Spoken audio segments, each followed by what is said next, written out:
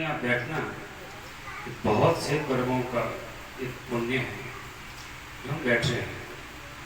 आपने देखा होगा आस पड़ोस में कितने ऐसे घूम रहे, कोई सो रहा होगा, कोई बैठ रहा होगा।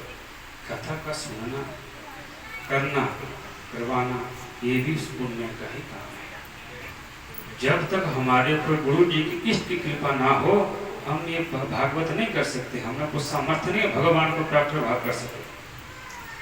जो करने वाला, करवाने वाला जो आध्यात्म सनातन धर्म है, ये बहुत ही रमणीय। सनातन धर्म क्या है जो कभी खत्म नहीं हुआ।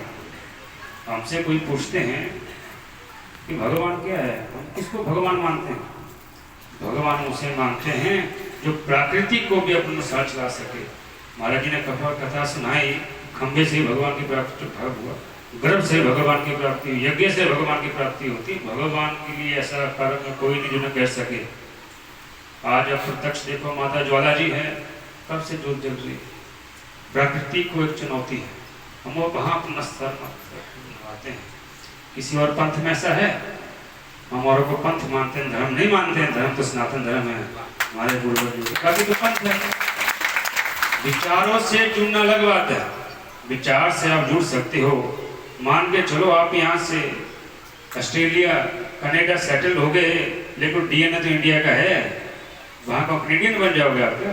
ऐसा नहीं है। सनातन धर्म है हमारे भारतवर्ष में, भारतवर्ष का गुरु माना गया है। जितने भी हमारे दिव्य महापुरुष हुए, हमारे भारतवर्ष में उत्पन्न हुए। क्यों? कि भारत जो संस्कारित भूमि है, संस्कार है, और हम उनको नमन करते हैं। जगन्नाथ जी देखिए, बेबाइयों की बेटी झंडा घूमता है उसमें, उसके ऊपर नतमस्तक। महाराज जी ने गौ कथा के बारे में बताया, जो महर्षि मुनि वो तत्व विवेकी थे। ऋषि तत्व विवेकी होता है, तत्व के जानने वाला। तो क्या महर्षियों ने 3 चीजें बहुत ही पवित्र मानी है, गौ, गंगा और गीता। भारतवर्ष में बहुत सी नदियां हैं, उनको क्यों नहीं ऐसा माना गया? क्योंकि इनमें कुछ विशेष तत्व है। गंगा माता में देखो आप, कभी खराब होता है पानी? नहीं होता है। हम मानते हैं, श्रद्धा से जाते हैं, गंगा मैया का पानी घर में लाते हैं। गौ देखो साक्षात चलते भीतर, गौ तो स्वर्ग है, गौ मंदिर है। आज जरूरी नहीं कि आपने बहुत बड़े बड़े मंदिर बना दिए और हम गद्दी में बैठ के हमें भगवान की प्राप्ति हो, जरूरी नहीं है। ये भगवान वस्त्र भगवान की प्राप्ति कैसा नहीं है, भगवान की प्राप्ति विषय ही अलग है। हमें कोई कहते हैं महाराज जी आप जब बैठते हो तो मूर्ति के सामने क्यों होनी चाहिए? मूर्ति रखते हैं, शंकर भगवान की पूजा करते हैं, कृष्ण भगवान की पूजा करते हैं। हमारे सनातन धर्म में 5 भगवान की पूजा होती है, सिर्फ 5 प्रत्यक्ष देवता जो भगवान की पूजा, 5 ही की पूजा होती है। ये कथा भी 5 के अवतारों की जो हम कथा करते हैं, रामायण ले लो, कुछ उसी 5 भगवान के ये अवतार हुए हैं, उनकी कथा होती। छठा कोई भगवान नहीं है, इनके प्रारूपों का ही हम वर्णन करते हैं। हमारी रामायण कथा सुनाई, हर कथा में सीखने को मिलता है। जो रामायण कथा है ये हमें संस्कार सिखाती, जीना कैसे है। रामायण कथा से 5 बात सीखने को मिलते हैं। आज सब यूट्यूब का जमाना है, ज्यादा टाइम तो क्या लेते हैं, वक्ता तो बहुत है, आप खुद भी देख सकते हो। जो महात्मा संत होते हैं वो आपको एक दिशा निर्देश देते हैं, उस पे कैसे आपने पथगामी बनना है वो आपको खुद चलना पड़ेगा। हमारे गुरुजी हैं जो हमारे को गुरु मानते हैं। मेरे गुरुजी ने आज तक ऐसा नहीं कहा कि माला जपो, ऐसा नहीं कहा कि आप कुछ शास्त्र का अध्ययन करो। गुरुजी ने ये कहा आप जाइए, आप 108 बार हनुमान चालीसा पढ़िए। हमने पढ़ा। गुरुजी ने कहा धुने जाइए, माता का गुणगान के लिए 10 महाविद्या का पाठ कीजिए। जैसे हम गुरु जी की आज हमें सम्मान किया, गुरु जी के आगे का पालन किया, हमें खुद ही वो चीजें समझ आने लगी, इसमें क्या शक्ति क्या पराकाष्ठा है। कोई सिखाता नहीं है गुरु, कोई आपको खुद नियम होना चाहिए भगवान की शक्ति को प्राप्त करने के लिए। गुरु सिर्फ आपको दिशा निर्देश देगा। राम भगवान रामायण से 5 चीजें सीखने को मिलती है। रामायण में राज्यवाद का अगर आपने शिक्षा लेनी हो तो दशरथ जी से लीजिए, समाजवाद की शिक्षा लेने जनक जी से लीजिए, सिद्धांतवाद की शिक्षा लेनी हो आदर्शवादी राम भगवान जी से लीजिए, भ्रातृ प्रेम भ्रातृवाद की शिक्षा लेने भरत जी से लीजिए, आतंकवाद से कहो रावण जी से लीजिए। 5 बात सीखने के लिए है। आज हम कथा श्रवण कर रहे हैं। हमारे जो वेद है, वेद में 1 लाख मंत्र है, 1 लाख। 80,80,000 जो मंत्र है वो सिर्फ कर्म कांड में है। 80,000 मंत्र, 16,000 है उपासना कांड में, 4,000 जो मंत्र है वो ज्ञान कांड है, जो आप कर रहे हो कि ज्ञान है। जो उपासना कांड हो गए, कर्म कांड होंगे, ये बड़े बड़े, इसमें आपको आसन सिद्ध चाहिए, बैठने का होना है। 16 मंत्र का बहुत बड़ा विधान है। यज्ञ करते हैं, महायज्ञ के बारे में गुरु जी ने बताया। जो ज्ञान है ये ऐसा एक यज्ञ है, किसी न किसी के बुद्धि में ये चीजें जारी रहे, कैसा समर्पण करना चाहिए, कैसे भगवान को मानना चाहिए। हमें आपको कहा मैंने, आज गुरु जी ने कहा बच्चे पढ़ाई आज सब कुछ नहीं है, संस्कारित नहीं है। आज जो हमारी हालत, गौ की हालत कैसी है देखा। आज जय श्री राम जी के नारे बोलते हैं, आपको पता होगा जो राम जन्मभूमि जिसके पीछे हिंदुस्तान इतना जय श्री राम बोलता है, उस जन्मभूमि की जो जहाँ जन्म भगवान का हुआ था अयोध्या में, अयोध्या बहुत बड़ी भूमि है, उसको चिन्हित किसने किया? वेद लक्षणा गौ ने। आप देखोगे कभी सुनोगे। राजा विक्रमादित्य जब बैठे थे सेन नदी के किनारे, तो वहां पे प्रयागराज जी अशोक के रूप में आए, वो काले अशोक के रूप में आए, और जैसे उन्होंने सरयू नदी में डुबकी लगाई, वो सफेद बन के बाहर चले गए। राजा विक्रमादित्य जी कहते आप कौन हो? आप तो दिव्य विभूति हो।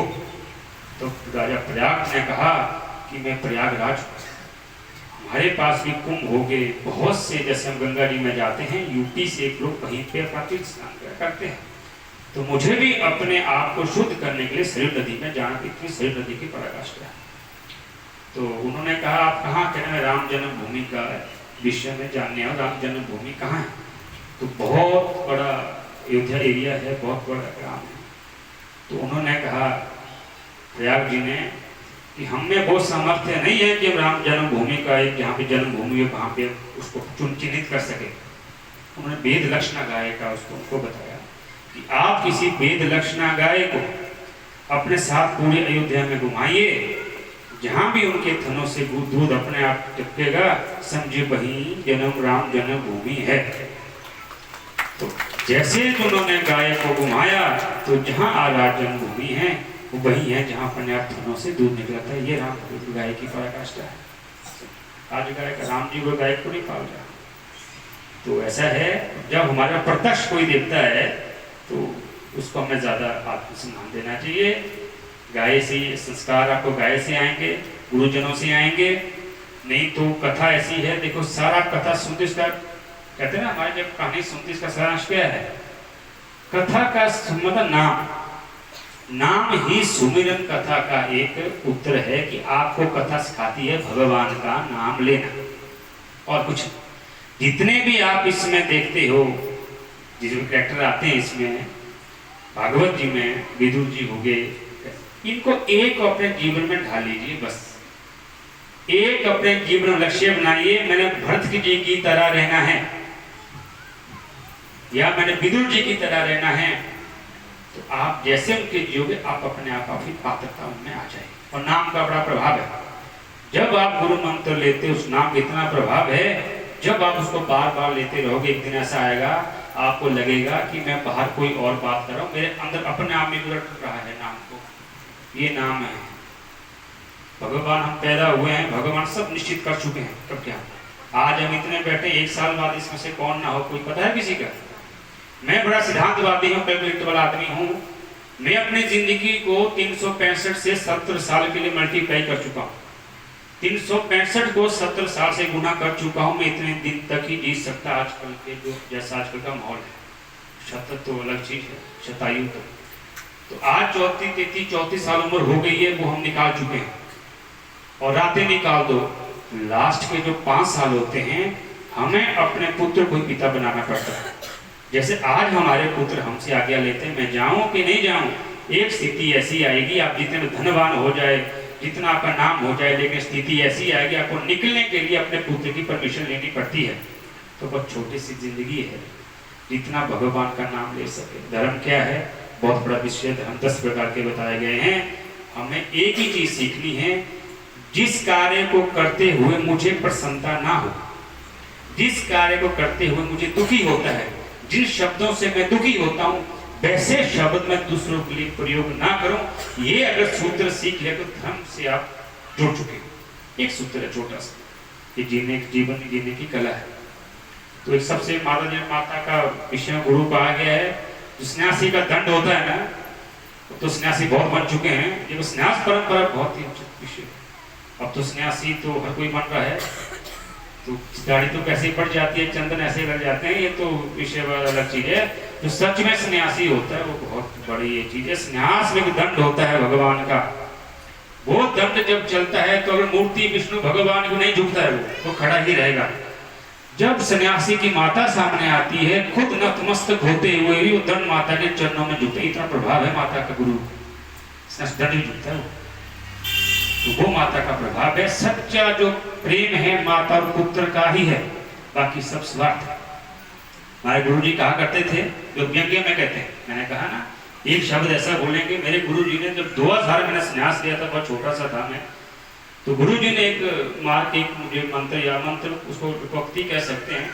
राम नाम है रतन अमोला, एक रति और 52 तोला, संत जनों ने खूब टटोला, लगे ना कौड़ी मोल, राम बोल राम बोल राम बोल। उस टाइम तो हमने डर के मारे उसको याद कर दिया। जब रामायण का अध्ययन करने लगे तो सब कुछ उसमें मिल गया। राम तो ऐसा मूल्य, इसका तो कोई ना मूल्य नहीं है, जितना बोलो उतना है। शब्द ब्रह्म है, शब्द कभी खत्म नहीं होते। राम राम 1000 बार बोलो कि खत्म होते हैं, ब्रह्म है।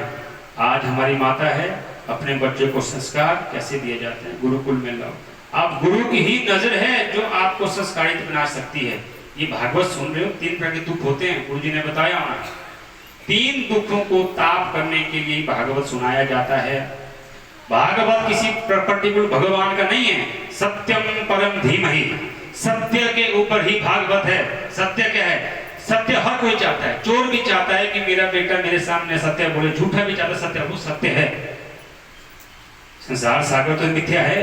अगर मैं अपनी बहन के साथ बाहर जाऊंगा, मुझे सच में, अपने माता जी भी मेरी होगी, मुझे औरों को बताना पड़ेगा सच में मेरी माँ है, का आधार कार्ड है। अब क्या सत्य की बात है? साथ सब झूठा है। जहां आपको सच्चाई को भी साबित करना पड़ता है, वो संसार सागर है। तो आप बहुत ही भाग्यशाली हैं जो भागवत करवा रहे हैं, गुरु जी के सानिध्य में। मैंने कहा बहुत बड़ी चीज है। देखो लोग क्या करते हैं, अपने बच्चों की शादी आपको करवानी पड़ेगी लोक लाज के लिए। संस्कार होते हैं। पिता का लास्ट संस्कार जो होता है, 16 संस्कारों में से विवाह संस्कार है। उसके बाद पिता उल्ट हो जाता है। उसके बाद पिता और पुत्र का संबंध समझो खत्म हो जाता है। तो उस संस्कार को जो माता पिता होते हैं वो उधार लेके भी करते हैं। जो भागवत है ये गुरु की कृपा से ही करवाया जाता है, उनकी ही कल्पना है, उनसे करवाया जाता है। हम सब चाहते हैं, हर आदमी में दुख होते हैं। देखो भगवान के पास, गुरु के पास कैसे जाना चाहिए, नियम है शास्त्र के। हम जाते हैं, गुरु जी ने बताया कि हमारे पुत्र जॉब में लग जाए, हमारे बेटे की शादी हो जाए। लेकिन शास्त्र कहता है जब गुरु जी के पास जाते हैं या किसी राम भगवान के मंदिर जाते हैं, किसी मंदिर में जाते हैं, आप ये सोच के जाइए भगवान जो मेरे जीवन में अच्छा हो मेरे साथ वो ही होना चाहिए। ये मांगने का एक तरीका है भगवान के चरणों में। वो ही होगा जो आपके लिए अच्छा होगा, ऐसा नहीं भगवान पूरा कर। ये नियम है, मांगने के नियम है। शंकराचार्य भगवान लोग कहते हैं तीर्थ यात्रा करनी चाहिए, हरिद्वार जाना चाहिए।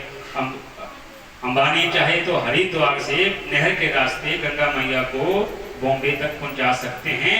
लेकिन जो तत्व स्थान का होता है वो तत्व पानी का नहीं। हरिद्वार स्थान का तत्व है। हर स्थान का बड़ा महत्व। यहाँ देखो महाराज जी है, हम यहाँ बैठे, इनसे ज्यादा जगह में देवता भी बैठे हैं। इस कथा को सुनने के लिए देवता भी तरसते हैं।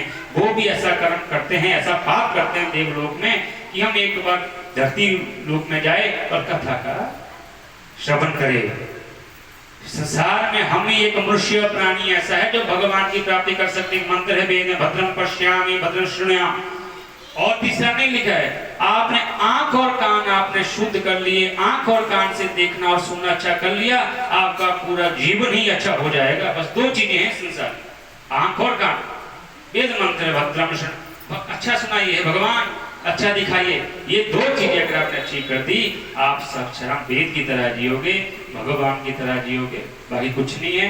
बाकी अपनी वाणी को मैं चाहता हूँ जितने भी आप ताप लेके आए हो, देखो माता और बेटे का सच्चा प्यार है। आपको कॉपी पेन लेके मैं दूं कि आप अपने पुत्र से कितना प्रेम करते हो, आपकी कॉपी में लिख नहीं सकते आप। ये प्रेम है, एक ही प्रेम है जो माता और बेटे का सत्य, बाकी स्वार्थ है। पिता भी तभी अपने बच्चे को बेटा बोलेगा तो अच्छा कर्म करेगा, नहीं बोलेगा माता तेरा बेटा है। समझो मेरी बात, माता को सच्चा प्रेम एक ही है। हमारे गुरु जी कहते हैं संसार सागर में अगर आपने जीवन यापन करना है तन और धन से कीजिए। दो चीजों से ही संसार सागर के प्राणी संतुष्ट हो सकते हैं। मन को परमेश्वर में लगाइए, कभी आप दुखी होंगे नहीं, ये प्रमाण है। मन ही दुख का कारण है, मन ही सुख का कारण है। मन आपने भगवान के चरणों में अर्पित कर दिया, आप कभी दुखी होंगे नहीं। सन्यासी देखा कभी दुखी होता हो? जब सन्यासी आदमी, जो हमारे परंपरा में सन्यासी होते हैं, जब रात को 9 बज जाता है हमारा सारा कर्म भगवान के चरणों में अर्पित कर लेते हैं। शाम को 9 बजे के बाद हम अगर सुबह उठ गए, गुरु चरणों में अगर उठ गए, हम अपना जीवन आगे यापन करते हैं। नहीं तो हम रोज मरते रोज जीते हैं। हम कभी भी किसी को दिया हुआ टाइम, लोग कहते हैं महाराज जी आप आते नहीं है, हम कभी किसी को टाइम नहीं देते, गुरु जी हम 10 दिन बाद आएंगे। हम अपना जीवन दिनों के हिसाब से जीते हैं, कल का भरोसा नहीं है। जब तक हम है, मेरा काम है गुरु परंपरा का निर्वाह करना। हमारे द्वारा किसका कैसे भला हो रहा हो या मेरा खुद भला हो रहा, मुझे खुद भी नहीं पता, लेकिन गुरु परंपरा में रहना मेरा पहला कर्तव्य है। जिस तरह से रेस में दौड़ता हुआ घोड़े को नहीं पता होता कि मेरे जीतने में मेरे मालिक को कितना इनाम मिलेगा, वैसे हमारे गुरु परंपरा है। हमें खुद नहीं पता हमारे जाने से, हमारे रहने से, हमारे कर्म करने से हमें क्या फल मिलते हैं। तो इसलिए अपने परंपरा का निर्वाह करना ही चाहिए। सनातन धर्म कभी खत्म नहीं होगा। इन्हें कश्यप कथा सुनाई महाराज जी ने, खत्म होगा कभी? बहुत है। जब प्रकृति को चेंज करने की क्षमता रखता है। संसार में तो एक आदमी दुखी है, हमारी परंपरा वो अधिक होता है अपने परिवार जुड़ा हुआ आदमी, छोटा आदमी हो, वो परंपरा में रहता है, वो अपने गुरु को भी साथ रहता है, भगवान को भी मानता है। एक होता है बहुत ज्यादा पढ़ा लिखा ज्ञानी आदमी, उसको पता है भगवान है सर्वोपरि है। कुछ जो मिडिल मैन है वो अपने परिवार से भी दुखी है, भगवान से भी दुखी है, सब चीजों से दुखी है। इसलिए नाम का प्रभाव है। आप घर में नाम जपोगे, नाम से ही संस्कार आगे। नाम जो कोई गर्भवती महिलाएं होती है, जितना नाम जप सके वो जपो। संस्कारी पुत्र जो राम भगवान का सुमरन करो, संस्कार आएगा। जो जिनके बच्चे हो चुके, शंकर भगवान को आप जल चढ़ाओ, बच्चे तेजस्वी बनेगा। शंकर भगवान के ज्ञान का, शंकर भगवान सबसे प्रिय ज्ञानी है, इसलिए आप शंकर भगवान गुणगान करते रहिए। तो हम आप अपनी वाणी को भागवत जी के चरणों में अर्पित करते हैं। बाकी आप सब खुश रहिए। बाबा जी का आशीर्वाद, महाराज जी का आशीर्वाद, जितने में देवी देवता सूक्ष्म रूप से आए हुए हैं सबका आशीर्वाद। आप ये मत हो कि हमें ये नहीं देख रहा है, वो परमात्मा हमें देख ही रहा है, उससे कुछ नहीं छुपता। हमारे एक भजन है, मन के नैन हजार, मन से कोई बात छूटे ना, मन से कुछ छुपता नहीं। आप जो मर्जी कर लो, मन में हम क्या है हमें पता है, हम अपने भगवान खुद है, हमें सब पता। अपने आप को जानना है सबसे बड़ा तत्व को। राम भगवान तत्व से चले, कोई विशेष कृपा थोड़ी थी उनके पास, अलग से सीजन था। अगर उसी तत्व से चल, जिस तत्व से हम चल रहे हैं, उन तत्व को जान के कैसे अपने आप कर्म से किए कि वो भगवान नाम का राम हुए और सिद्धांतवादी बनिए। जितने भी राजा 4-4 शादियां की सबने, राम भगवान एक शादी की सिद्धांतवादी बन गए, पिता की आज्ञा की सिद्धांतवादी बन गए। हमें पिता की, आज के छोटे छोटे बच्चे पिता से दुष्ट, आपने क्या किया? राम जी को दशरथ जी ने श्राप देके, जो श्राप दिया था, कसम देके जो जंगल भेजा, राम जी ने कहा कभी पिताजी आपने ऐसा क्यों किया?